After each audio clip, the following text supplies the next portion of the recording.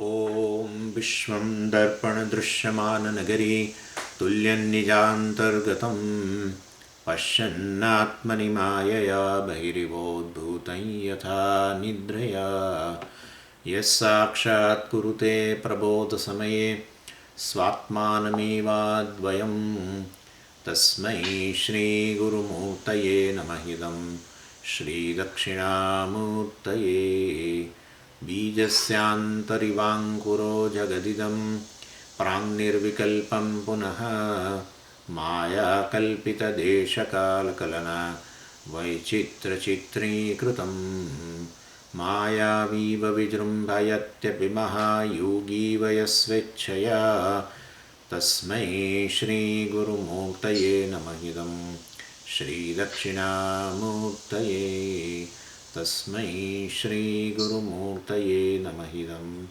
श्रीदक्षिणामूर्तये ॐ सहना भवतु सहनौ भुनक्तु सह वीर्यं करवावहै तेजस्विनावधीतमस्तु मा विद्विषावहै ॐ शान्तिः शान्तिः शान्तिः सदाशिवसमारम्भां शङ्कराचार्यमध्यमाम् अस्मदाचार्यपर्यन्तां वन्दे गुरुपरम्पराम् ॐ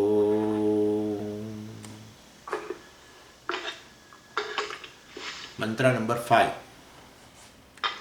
इह चेदवेदीत् अथ सत्यमस्ति न चेदिहा वेदी महती विनिष्टिः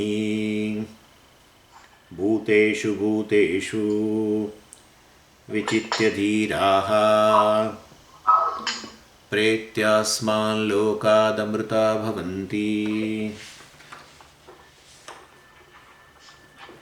So iha cheda vedi tatha satyamasti. If one were to know here, well, there is truth in the life. Otherwise, one will live one's whole life like in a dream. Basically, like in a dream, everything is false. The perception about yourself is false.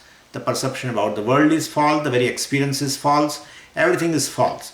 Same way here also, if one does not understand that I am limitless Brahman, that is a reality, well, then one will take oneself as a seer, hearer, etc., or experiencer, takes the world as the object of experience other than himself, and well, the experience also, varieties of the experience, etc., also will be there. And so this is how one will live entire life, like a life of a dream, and that will not be the truth. It's a whole false thing.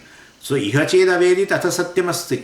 One will know that if I am a limitless Brahman, I am neither a definitely experiencer, there is no object of experience, and basically I transcend the everything.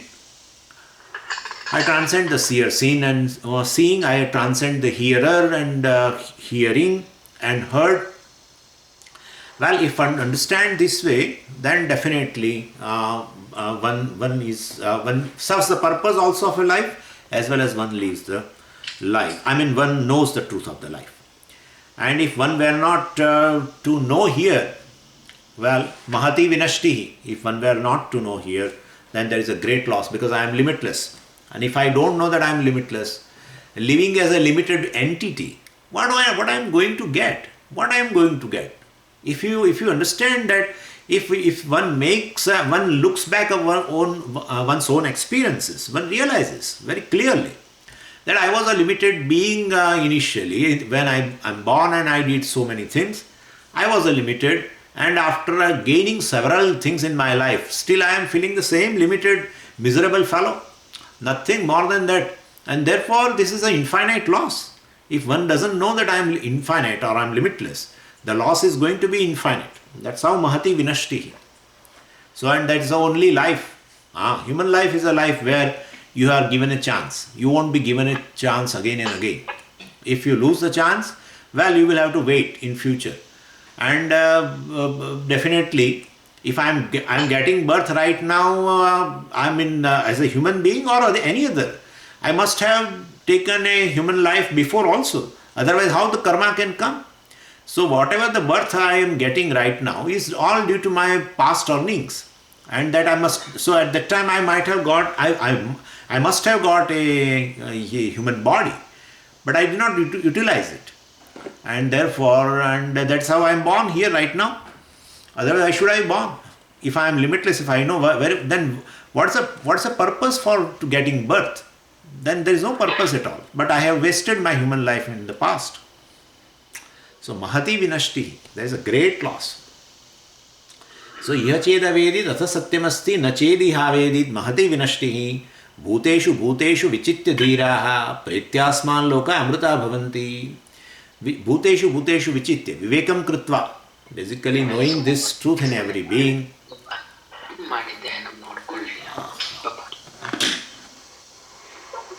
Just a minute. ನೀನು ಹೇಳಿದೆಯಲ್ಲ ಸುಮ ಮಾಡಿದ್ಲು ನೋಡ್ಕೊಳ್ಳೆ.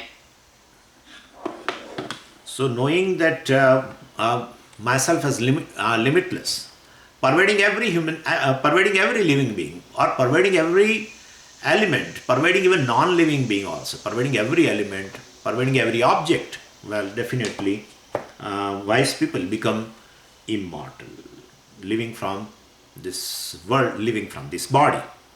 So that was the thing we were seeing, and then we were saying how I pervade every living being, or how I pervade everything in the creation. So how I am all limitless Brahman, how I am all pervasive Brahman. That's what we were thinking, and definitely 1 minute. So we were in the process of understanding I am Atma Brahma. I am this Atma, this I am, or Aham Brahmasmi, whatever you say. We are in a process of understanding a Mahavakya, basically. So if we have of course started, but I will just, because since 3 days have over, I might have to, little bit give you a refresher. So if I reduce the whole creation into the two factors, basically, then the subject and object. And the subject, of course, is revealed by the word I, and the object can be referred to by the pronoun this. So the equivalent words in Sanskritam are aham and idam. Aham means I, idam means this. So only two things are there in the creation, I and this. And well, definitely aham and idam, so long as the word idam, the pronoun this, refers to the object external to the physical body, well, that is how it is. So idam means external to the physical body. That's my understanding. And aham means everything including physical body. That is, everything including physical body means what is inside the physical body and the physical body itself. That is aham. And idam means other than the physical body. So this object, this pole, this computer, this laptop, etc. This camera, this mobile, this clip, this book. So everything, this chair, etc., this moon, this star, anything, this sun. So I never take any one of this as myself, because all this belong to this category. But when it comes to my physical body, I take this physical body as myself, even though it is subject to objectification, like I objectify sun, moon, everything, same way, or a computer or a mobile. Well, same way I am objectifying the physical body, but I don't take it as a this. I take it as I. So this body is an object of consciousness. I am aware of the physical body, and it is all right to say that I am tall. I need not be that I would like to show others that body is also an object. Therefore, this body is tall. This body has a more weight. This body is hungry. Need not be. This is a very typical thing to say like that. It looks like one is a mad person. You should not say like this, because the convention in the world is to take a physical body as an I.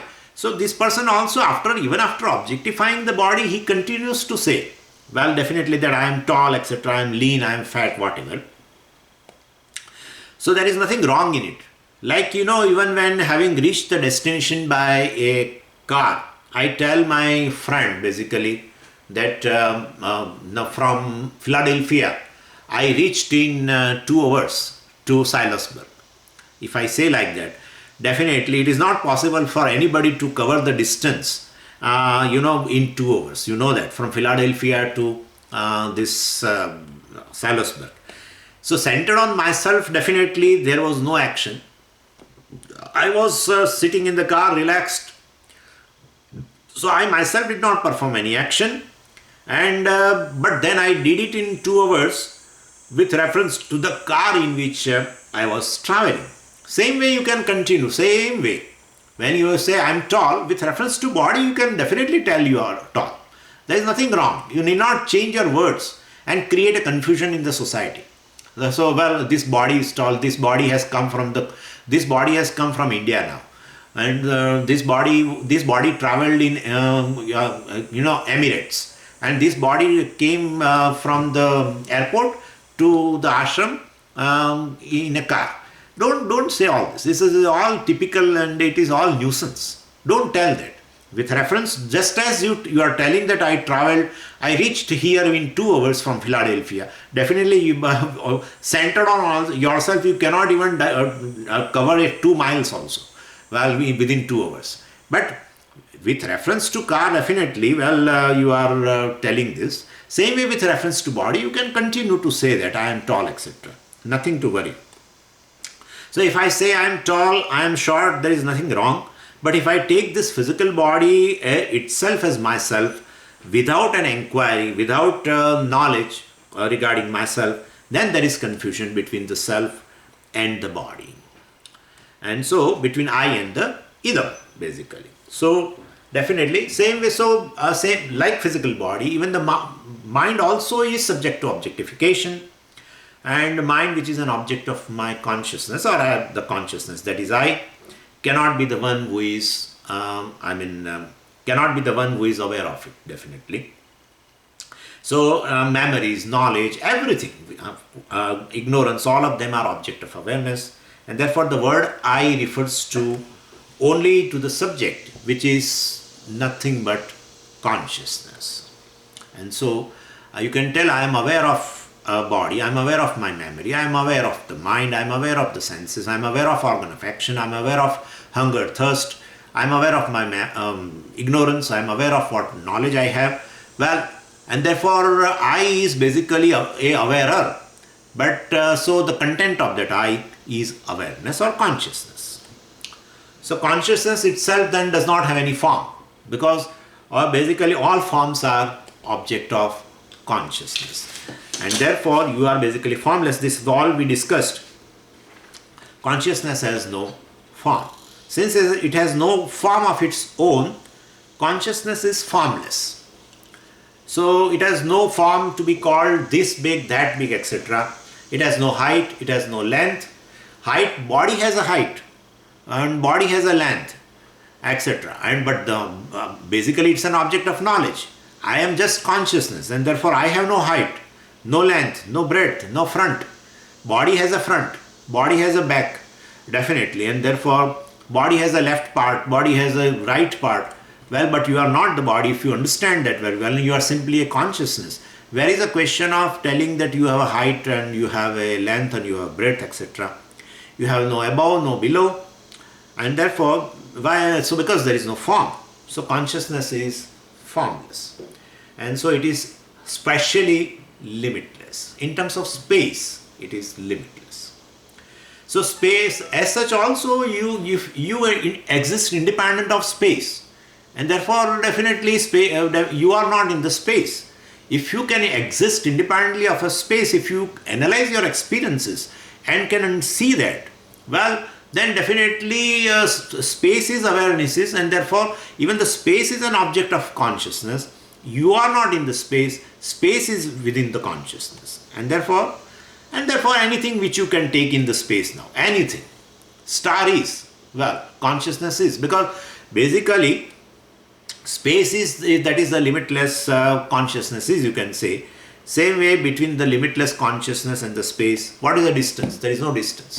And therefore, because the space exists in consciousness, like the pot exists in clay. Understand that. I have already told you all these things, but I am reminding you that don't think that something is existing in like this exists in hand. Don't think this way. Space exists in consciousness means not like this. Otherwise space will be independent, right? And this is independent. Not like that. Like the pot exists in clay. Exact. What is the distance between pot and clay? You can understand. There is no distance. Because the space does not exist independent of the consciousness, and therefore space is within the consciousness. And then whatever objects are there, what is the distance between any object and space? What is the distance between a clip and a space? There is no distance. And what is the distance between space and consciousness? No distance. And therefore, what is distance between clip and consciousness? No distance. Everything exists in consciousness. And thereby, we have seen that, of course. And so all of them, well, whole physical universe, everything, exist. You can say whole physical universe exists in space, and the space is in consciousness. And therefore, between consciousness and any object in this world, what is the distance? Well, there is no distance between consciousness and the physical world. So whole physical universe exists in consciousness, that is you. So whole world exists in you. That's what it is. But Swamiji, how can world exist in me? You have brought the body again in the eye. Then this will not be appreciated. This will not be appreciated at all. Okay. Swamiji, but how we'll understand the physical body itself is in consciousness? Then there will not be a problem. Yeah. So let's look into that. So is not this physical body within the space? Yeah, it is within the space. Is it outside space or within the space? No, it is in the space, right? Physical body is in the space. So, well, the space is, but where is the space? Space is in consciousness. So, in space is this body, in space that body, that body, that body. All the bodies are within space. And space exists in consciousness. And therefore, all the bodies also are existing in consciousness. Then what is the distance between a consciousness and any physical body? Please understand this. What is the distance between, first, what is the distance between this physical body and the space? No distance. What is the distance between space and consciousness? No distance. Any distance will be in terms of space. But the very space exists in consciousness. And therefore, well, definitely then between space and consciousness there is no distance. And any physical body and space, well, definitely there is no distance. And within and the space exists in consciousness. Therefore, any body, physical body and the consciousness, what is the distance? No distance. Because distance in terms of space, and space itself exists as a non-separate from the consciousness, and therefore all the bodies are in consciousness. Please understand this. So you think that you are in the physical body. That's a misunderstanding. Well, basically all bodies exist in consciousness, that is you, not this body. You don't, the consciousness does not accommodate just one body. All the bodies are existing in consciousness. So where am I? You should ask this question. Where am I? There is no location for I. Yeah. When you are ignorant about yourself, you are saying you exist in the body. Now you understood that basically you are the consciousness, and therefore you don't have any location. Consciousness is not located. Body is located in space. Space itself is located in consciousness, and consciousness is located where? Consciousness is located where? And therefore, the question itself does not arise. Consciousness is not located anywhere. In consciousness is located space, with reference to which we say here and there. Definitely. You can say this body is here, that body is there, computer is here, camera is there.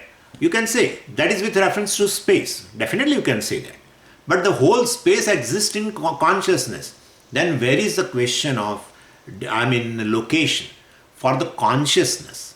Any location will be always with reference to space, but the very whole space exists in consciousness. Then where is the question of location of consciousness? There is no question of location of consciousness. And therefore, so in consciousness there is space, in space is the body and everything else, all the bodies in fact. So where is consciousness? You can say wherever the space is, I the consciousness exist. Wherever the space shines, I, the consciousness, shine. And well, our consciousness is not located in space. In consciousness is the space. And this is called all pervasiveness. Consciousness is all pervasive. Well, definitely means there is no spatial limitation. So this is what we mean by the term all pervasiveness. And so what we mean is that it is not located anywhere in the space. Space is located in consciousness. I am conscious of space. Space is not conscious of me. I am conscious of time. Time is not conscious of me. If time is conscious of me, then definitely you can say I exist in time. If space is conscious of you, then you can say, well, you exist in space. But basically you are conscious of space. So space exists in you. That is consciousness. And so time is not aware of me. I am aware of the time. I am aware of the concept of the time, etc. You also can say the concept of space. But the concept itself is not aware of you. That is consciousness. And therefore, I am the consciousness in which all concepts exist. And all the objects of concepts exist. So naturally, I am limitless consciousness. This is what we want to say. Now, a little bit further, we will have to, polish it. This is not sufficient. So, how many eyes are there now? As many as consciousnesses are there. Consciousnesses. So many eyes are there because I am consciousness. And therefore, well, there is only one limitless consciousness, and I am that limitless consciousness. And so in English, it's also there is no plural for consciousness. So, etc. How many consciousnesses are there? It's a wrong question. There is only one consciousness which is limitless.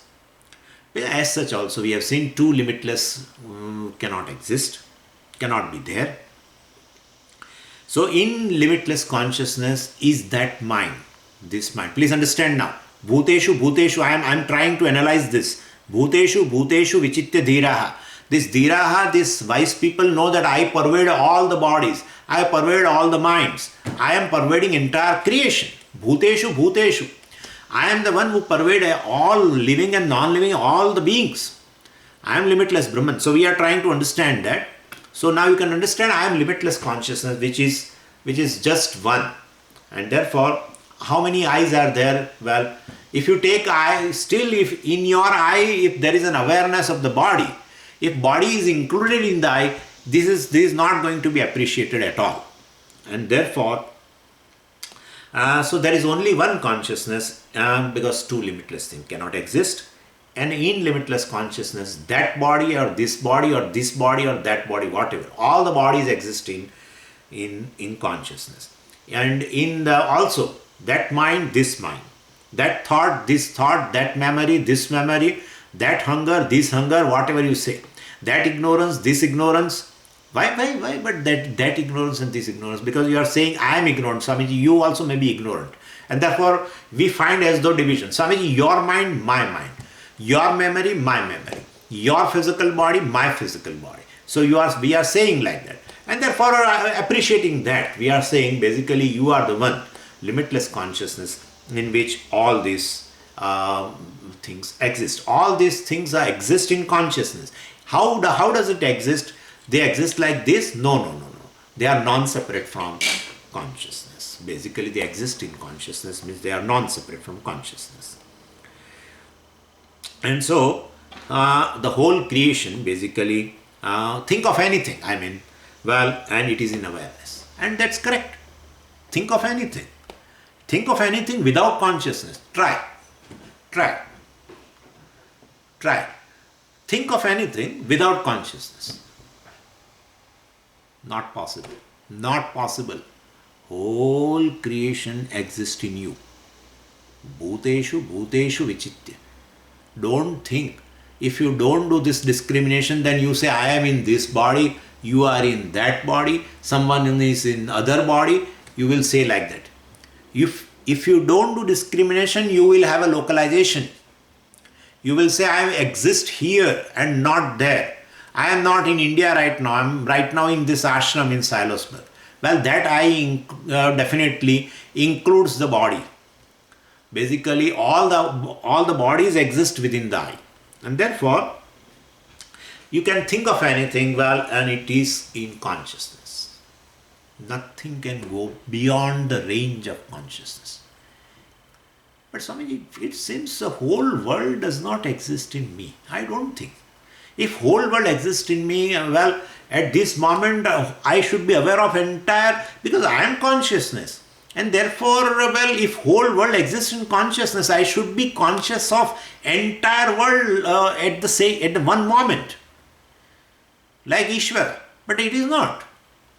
In fact, what is in my bag, I don't know, Swamiji. I am not conscious of what is in my bag. How can you say, well, what is in front, right now I am aware of, and that's a part of the world. It is just a fraction of the fraction of the fraction of the world I am aware of. And you are saying whole world exists in you. I am not able to appreciate it. Okay. So, well, they are not, certain things look outside the consciousness, but they are not outside the consciousness. They are outside the mind. And definitely, certain objects are outside the reach of the mind at a given moment, outside my thought. And that is good, because otherwise, the whole creation would be in my mind. And definitely that would be a problem, traffic jam. Because even certain more objects also will be in your mind, you are able to not tolerate it. You say that there is a great confusion going on. Several things are there, Swamiji. I want to basically evacuate my mind from all these things. And therefore it's good that at a given moment, a given object is there in form of a thought. That's correct. So all the things are not, entire world does not exist in your mind. We don't say that. We say entire world exists in consciousness. That's what we want to say. Anyway, consciousness is common, no doubt. Well, definitely. So, in consciousness is space and time, and in space is an object.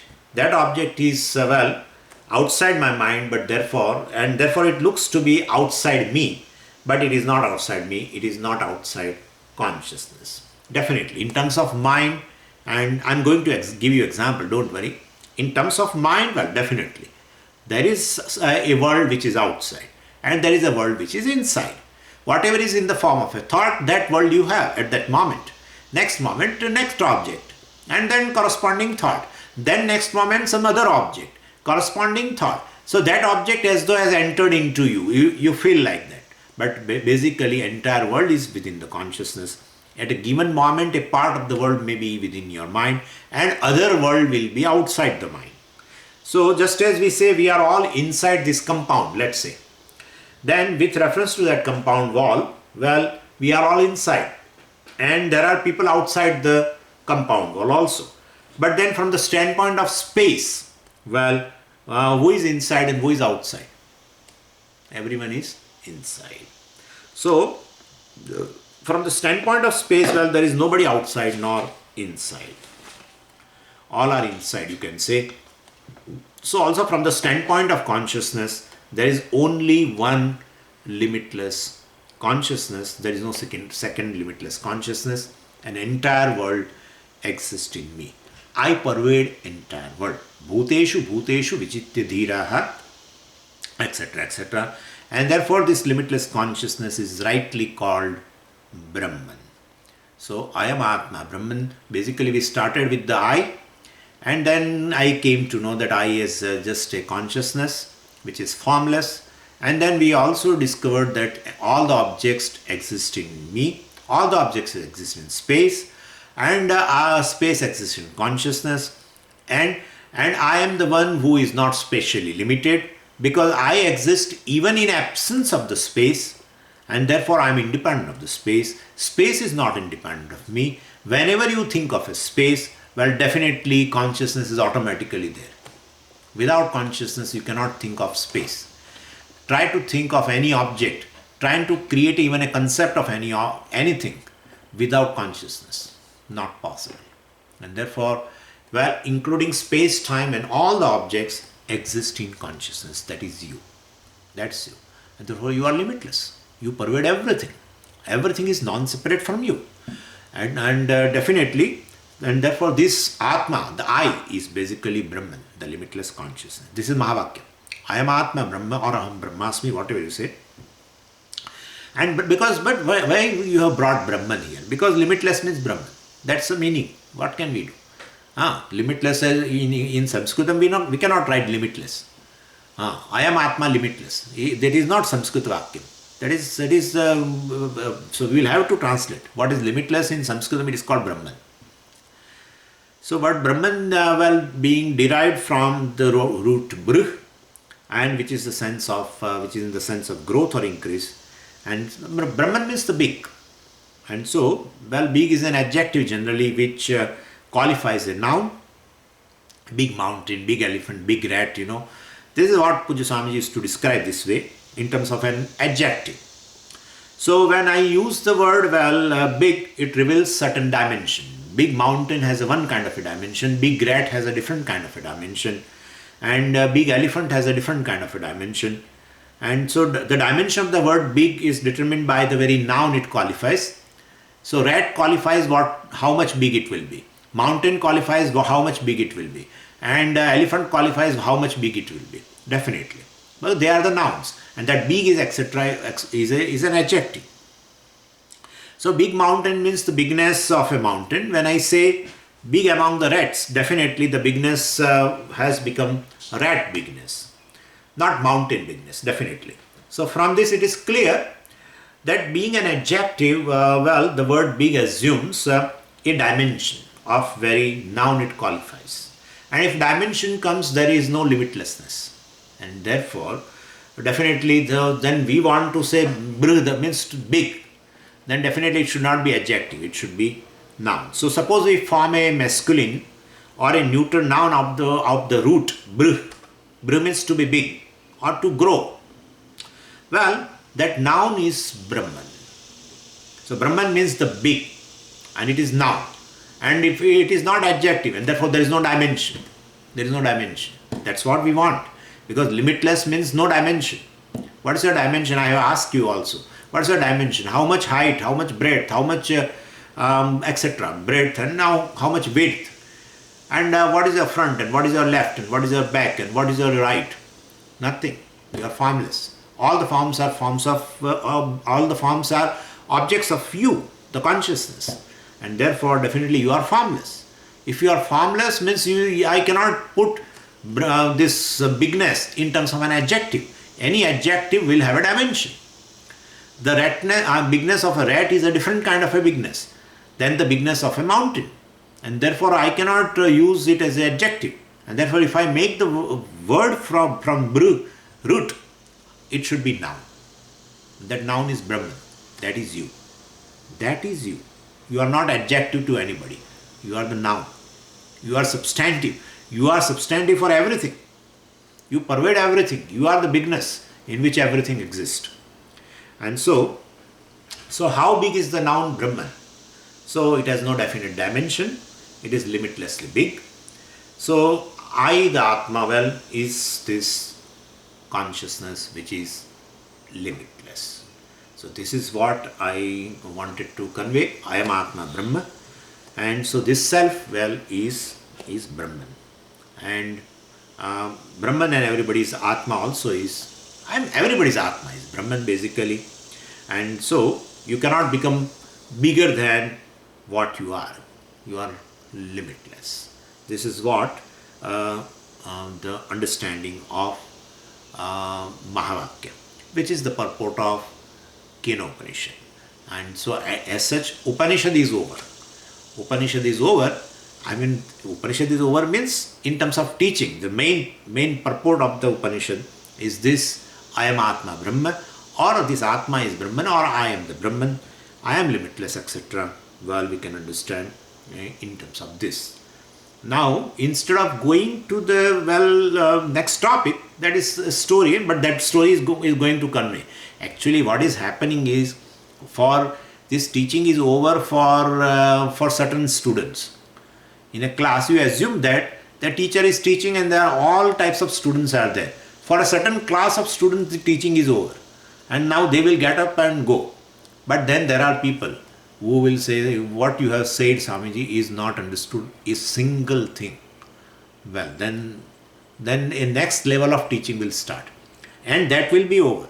Then certain other students also will go away.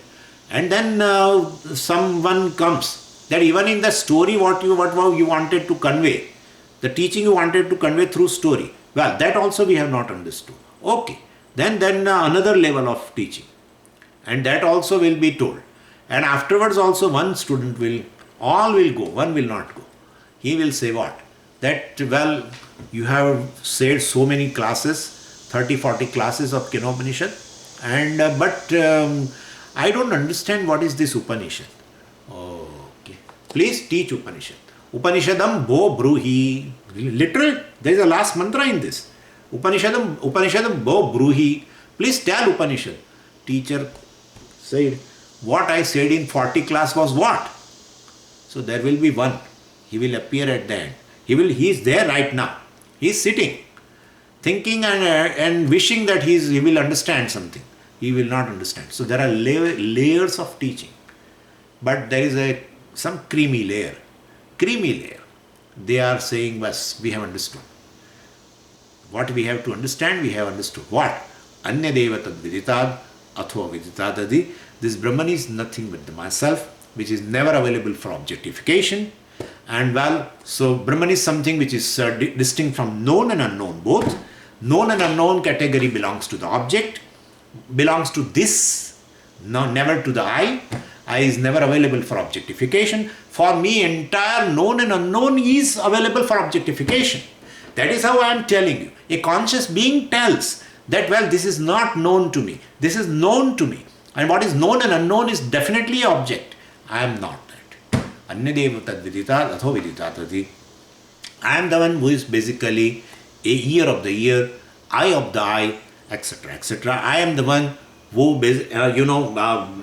everything is bright here. Eyes are bright, mind is bright. I mean, bright means they are able to objectify, they are able to experience the things. They are not able to experience because of their own, because I, the consciousness, is the light which makes them bright. And therefore, I am the basically mind of the mind, ear of the ear, eye of the eye. I am the speech of the speech, and I am one who is never available for objectification. I am limitless consciousness, and not only this here, I am basically eye of the eye of everyone. I am the light who is, because of which the other senses in other bodies are also lighting, are bright. And so I am mind of the mind for all the minds. I am not mind of this mind. I am mind of all the minds. I am eyes of all the eyes. I am ear of all the ears. I am hands of all the hands. And definitely, I pervade everybody. Everything is non-separate from me. Nothing exists beyond my range. Nothing exists beyond my range. Eyes are there to say that even consciousness is required. Well, eyes don't see to say that consciousness is required. Eyes see consciousness is required. So nothing is beyond my range. I pervade everything. Bhuteshu bhuteshu vichitya dhiraha pretyasman loka amrita bhavanti. And such people have served the purpose. They have served the purpose. They definitely have nothing to do, because he knows the very concept of time exists in me. I am the one who is basically beyond the time. I exist when the time is also not there. Therefore, time cannot affect me. And therefore, I am limitless consciousness, which is not affected by the space, time, etc. And therefore, I am immortal. I am timeless. And therefore, birth, death, everything belongs to the body. Well, that is not I. And so, they all come and go. We have seen that also. They come and go. They are temporary mediums, well, to transact in the world.